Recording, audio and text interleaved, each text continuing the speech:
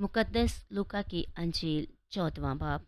और ऐसा हुआ कि वो सब्बत को फरीसियों के सरदारों में से किसी के घर रोटी खाने गया, और वो उसकी घात में रहे। और देखो, उसके सामने एक मुस्तस्की शख्स था। और यस्सु ने मुखातिब होकर उलमा शरा और फरीसियों से यूं कहकर पूछा कि सब्बत को शिफा बख्शना रवा है या नहीं। वो चुप रह गए। तब उसने उसे छूकर शिफा दी और रुखसत किया। फिर उनसे कहा कि तुम में ऐसा कौन है कि अगर उसका गधा या बैल कुएं में गिरे तो फौरन सब्बत के दिन उसे ना निकाले। वो इन बातों का जवाब ना दे सके।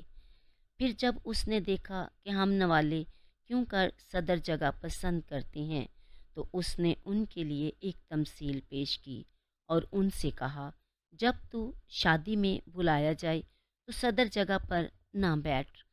शायद कि तुझसे भी कोई ज़्यादा इज्जतदार बुलाया गया हो, और जिसने तुझे और उसे दोनों को बुलाया है आकर तुझसे कहे कि ये जगह उसे दे, और तुझे शर्मिंदा होकर सबसे नीचे बैठना पड़े। बल्कि जब तू बुलाया जाए तो सबसे नीची जगह बैठ, ताकि जब वो जिसने तुझे बुलाया है आए तो तुझसे कहे कि ए दोस्त, आगे बढ़ कर जा बैठ। तब तेरे सब हम नवालों के सामने तेरी इज्जत होगी, क्योंकि जो कोई अपने आप को बड़ा बनाएगा वो छोटा किया जाएगा, और जो कोई अपने आप को छोटा बनाएगा वो बड़ा किया जाएगा। फिर उसने उससे भी, जिसने उसकी दावत की थी, कहा कि जब तू चाशत या इशाया की तैयारी करे तो अपने दोस्तों या भाइयों या रिश्तेदारों या दौलतमंद पड़ोसियों को ना बुला। ऐसा ना हो कि वो भी तुझे बुलाएं और तेरा बदला हो जाए। बल्कि जब तू ज़ियाफ़त करे तो गरीबों, लुंजों, लंगड़ों और अंधों को बुला, और तू मुबारक होगा, क्योंकि उनके पास कुछ नहीं कि तुझे बतला दें, मगर तुझे रास्तबाजों की क़यामत में बदला दिया जाएगा। हम नवालों में से किसी ने ये सुनकर उससे कहा कि मुबारक वो है जो खुदा की बादशाही में रोटी खाएगा।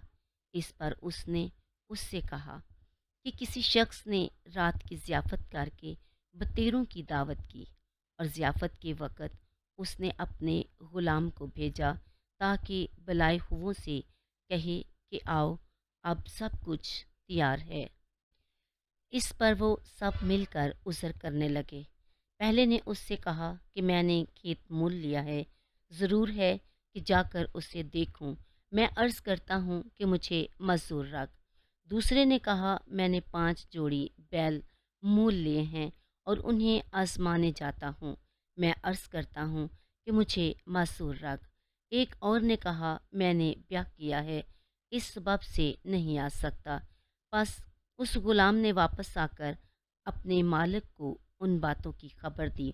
तब घर के मालिक ने गुस्से होकर अपने गुलाम से कहा, जल्द शहर के चौकों और गलियों में जा और गरीबों और लुंजों और अंधों और लंगड़ों को यहाँ ला। गुलाम ने कहा, ए खुदावन, जैसा तूने फरमाया वैसा किया गया, तो भी जगह बाकी है। मालिक ने गुलाम से कहा, राहों और खेत की बाड़ों की तरफ जा और उन्हें अंदर आने के लिए मजबूर कर, ताकि मेरा घर भर जाए। क्योंकि मैं तुमसे कहता हूँ कि जो बुलाए गए थे उन आदमियों में से कोई मेरी ज़ियाफ़त चखने ना पाएगा। जब एक बड़ा हजूम उसके हमरा जा रहा था तो उसने मुड़कर उनसे कहा कि अगर कोई मेरे पास आए और अपने बाप और माँ और बीवी और बच्चों और भाइयों और बहनों, बल्कि अपनी जान से भी कीना ना रखे, तो वो मेरा शागिर्द नहीं हो सकता। और जो अपनी सलीब ना उठाए और मेरे पीछे ना आए, वो मेरा शागिर्द नहीं हो सकता।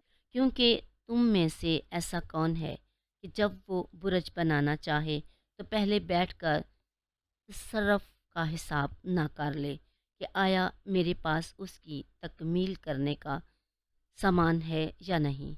ऐसा ना हो कि जब नींव डाले और तैयार ना कर सके तो जो लोग देखें वो सब उस पर हंसने लगें, اور کہیں کہ اس شخص نے تعمیر شروع تو کی مگر تکمیل نہ کر سکا؟